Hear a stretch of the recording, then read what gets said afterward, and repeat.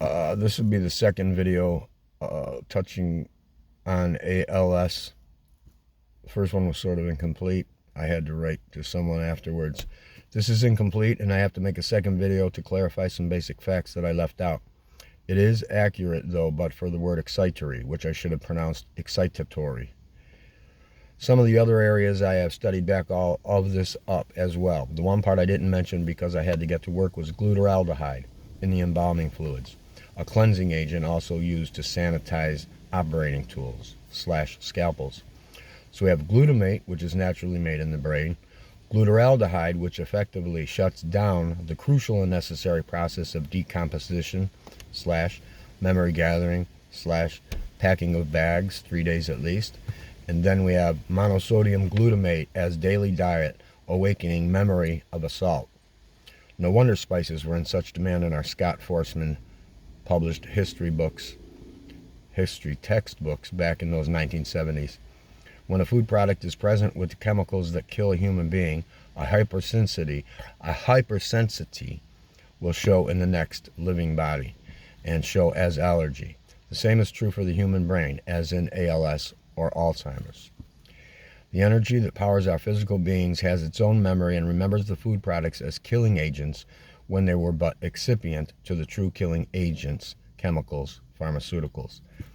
When a particular threshold has been met in any new living body, an autoimmune reaction will occur.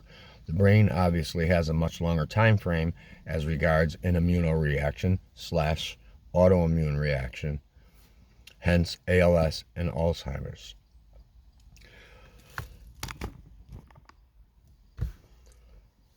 Later, I finally got around to looking up whether or not there was anecdotal evidence.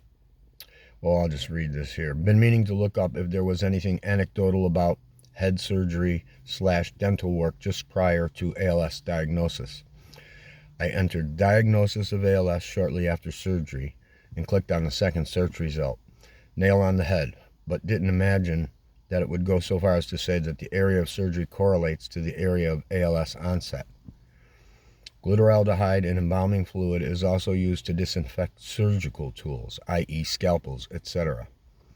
Talk about insult to injury or further assault to former injury. Nowhere, that's it. Now, the link that I sent is pubmed.gov, and the title of it is, Does Surgery Accelerate Progression of Amyotrophic Lateral Sclerosis?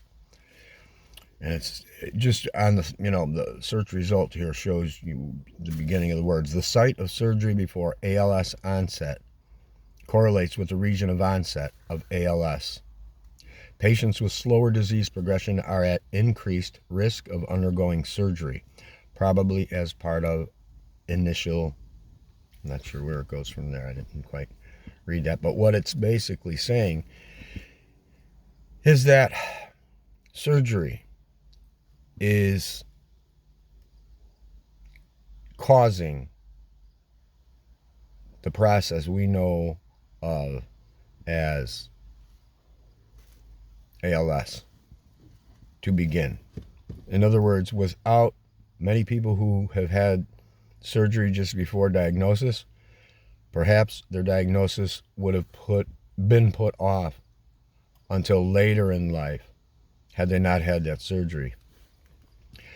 The scalpels are being disinfected with the same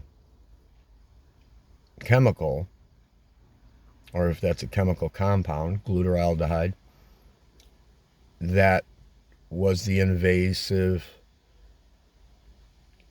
killing agent last time, because the immune system and the central nervous system is recognizing glutaraldehyde as what was foreign and introduced as a foreign agent, and basically it recognizes it as a killing agent. And so even in the next life, in the living brain, when the central nervous system, our immune system, recognizes that as a killing agent, it goes to the same fight that it lost last time because of embalming. In other words, the brain, even though a person is pronounced dead, the brain is still working. It is still active. It is packing its bags. And what embalming fluid does is it finally wins the battle. And at that point, the energy officially leaves the body. But if it enters another body, now it mistakes a healthy brain and healthy food products in the brain as killing agents and reacts accordingly. Now, as relates to Alzheimer's, more specifically than ALS, the question mark has been for a long time whether or not the aluminum found in the plaque in the brains of Alzheimer's patients was the cause of Alzheimer's or a result of Alzheimer's. Bottom line is, I looked up to see if there is aluminum in embalming fluids.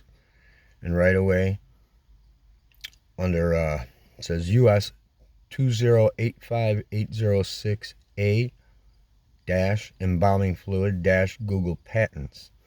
This is just the search result, and so it's got very little text here. But it says, my preferred, this is somebody applying for a patent in relation to embalming fluids. My preferred germicidal agent is the aluminum salt. Okay, so we have aluminum salt in the embalming fluid. So this is what the central nervous system of the Alzheimer's patient is reacting to, aluminum, and reacting to it in the very same way the brain reacted to being flooded with aluminum salt, particularly after blood was drained from the body. So with Alzheimer's, it is really pretty simple. The immune system, maybe more specifically the central nervous system, is reacting to aluminum because it remembers being shut down by aluminum salts.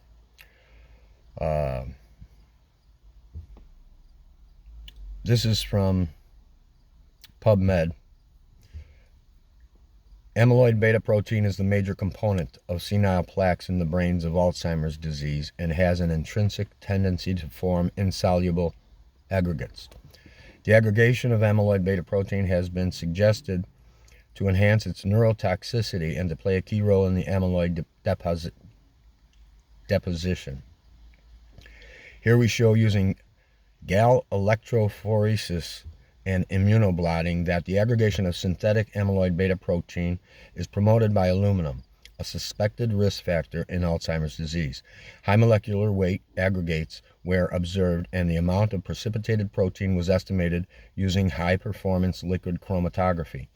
The results suggest the possibility that aluminum directly influences the process of aggregation and the deposition of senile plaques. Okay, this is a lot of words and took a lot of money to create that study, I'm sure. But what they don't know, they're saying, they're not just telling you about the brain of an Alzheimer's patient. They're also describing to you what happened or what happens with the brain when it is embalmed. This is what I wrote afterwards. All dementias are the result of prior embalming. While each diagnosis may appear somewhat different than the next, this has only to do with the varying combinations of chemicals in the embalming fluid used. Aluminum in the brain of the Alzheimer's patient is recognized by the central nervous system as the aluminum salt administered at time of death the last time. To view the plaque and tangles in a patient's brain is to see just what took place during embalming. This screenshot above describing what takes place in a patient's brain is equally descriptive in describing the human brain's response to having been drained of blood and flooded with chemicals. This proves that the brain is still active during the practice of embalming. It also proves that the brain finally dies, but dies fighting. Hence the central nervous system's recognition of aluminum as foreign agent, causing the previous fight to pick up where it left off, meaning in the new life, meaning in the Alzheimer's patient. So with Alzheimer's, we're talking about aluminum salt in embalming fluid. With ALS, we're talking about glutaraldehyde in the embalming fluids. And the food products, well, with glutaraldehyde, it's a food product that the brain finally reacts to in an autoimmune way. With Alzheimer's, it is said that the healthy human brain has aluminum in it. So based on that, the only difference between someone without Alzheimer's and someone with the disease is that their particular immune system, their particular central nervous system, is recognizing aluminum as a killing agent, as a foreign intruder. And the way we end Alzheimer's is going to take a while. It's going to take generations, at least. We stop embalming. How do we stop ALS? We stop embalming. Are we going to stop wars?